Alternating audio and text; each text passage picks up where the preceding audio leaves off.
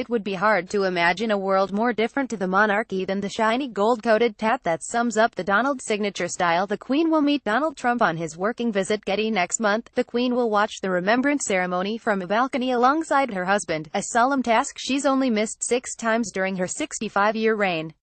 On those occasions she was either pregnant or traveling. This time, it is an acknowledgement that, at 91, she doesn't relish the physical strain.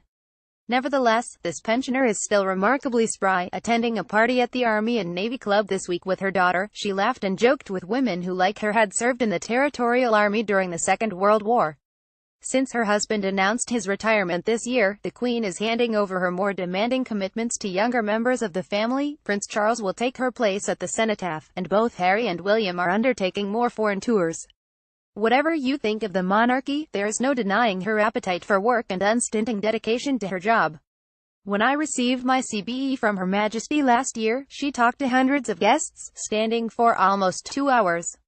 I present a live television show twice a week and that can sometimes seem exhausting, so how the Queen can offer each person her undivided attention for what is a very special moment in their lives is remarkable. No wonder that when the job is done, she goes upstairs, takes her shoes off, and eats lunch off a tray listening to the Archers. Prince Harry says that he and his brother want to modernize the monarchy, but it's the traditional aspects of the crown, the ceremonies, marches and processions, the balcony waving, medals and state banquets, that give the monarchy its mystique.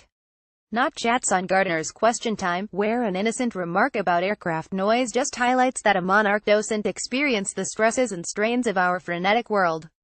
The Queen's appeal lies in her dependability, her resistance to unnecessary change, her frugality. Photographs of her sitting room at Sandringham reveal an unchanging way of life. She's clung to the same chairs and clunky old heaters for decades. Well-loved photos of family and friends cover every surface, and carefully arranged books probably unread line the shelves. The television and the comfy footstools are not making any fashion statements, an interior that's replicated all over Middle England. It would be hard to imagine a world more different to the shiny gold-coated tat that sums up the Donald Trump signature style. Royal family who has been the busiest in 2017. Trump's orange complexion and his strange hair all seem perfectly normal in the brash glittering world of Mar-a-Lago or Trump Tower. Not for him a Tweety stool or a 3-bar electric fire. Now, the Queen faces one of her greatest challenges. At the very moment she'd be perfectly entitled to take more time off and tune into the afternoon racing from Sandown Park. She has been tricked by our feeble Prime Minister into meeting a man who sums everything she must find repellent, a testy, thin-skinned narcissist, king of the vulgar tweet, a chap whose close advisor described as a moron. A fellow who, like Harvey Weinstein, is well known for looking at women as if they're toys to grope and play with, even when they are married to a head of state. In Paris, Brigitte Macron received the full Trump-ogle of approval, her face frozen into a smile that said 1,000 words. Trump worked the same charm on Ms. May on her first visit to Washington, demanding a state visit so that he could meet the Queen. The Prime Minister, hoping to secure beneficial trade deals, offered him one. Cue outrage back home, and Speaker John Bercow jumped in to declare Trump would not be allowed to address MPs.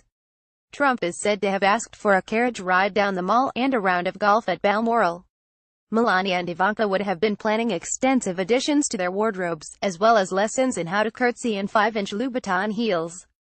Now, Trump's visit is undergoing a rethink. He plans to visit Europe next spring to bolster support for his aggressive stance on Iran and North Korea, and could slot in a trip to London. But will it still be a state visit? The Queen would have to formally invite the president, and there was no mention of it in her speech at the opening of Parliament last month. Trump, like many Americans, is not a great traveler. He's slagged off Camp David, preferring to spend his weekends in his own resort in Florida, where he can entertain world leaders whilst showing off his prowess on the putting green, eat basic food and wear casual clothes. He has visited Italy and Germany, but hates stairs and likes to be ferried around in a buggy. He's not great on aircraft steps either, frequently pushing Melania in and out of shot, waving like a Thunderbird's puppet. In Paris, the Trumps posed for a staged photo opportunity at a bizarre dinner halfway up the Eiffel Tower. In London, there will be security risks and massive protests. Recently, Trump's bellicose tweets about the Rocket Man running Korea and threats to shut down NBC News hint at a man whose grip on reality is gradually becoming more tenuous. As for a trade deal, Trump is threatening thousands of jobs in our aircraft industry, imposing tariffs that make our products ludicrously expensive, all to protect Boeing Aviation. In order to save face, the UK trip is being billed as a working visit, and may only include a brief audience with the Queen. She may want to invest in some very thick elbow-length gloves, and impose a ban on selfies. More about the Queen royal family. Donald Trump, Theresa May, Melania Trump. Reuse content. We use cookies to enhance your visit to our site and to bring you advertisements that might interest you. Read our privacy and cookie policies to find out more.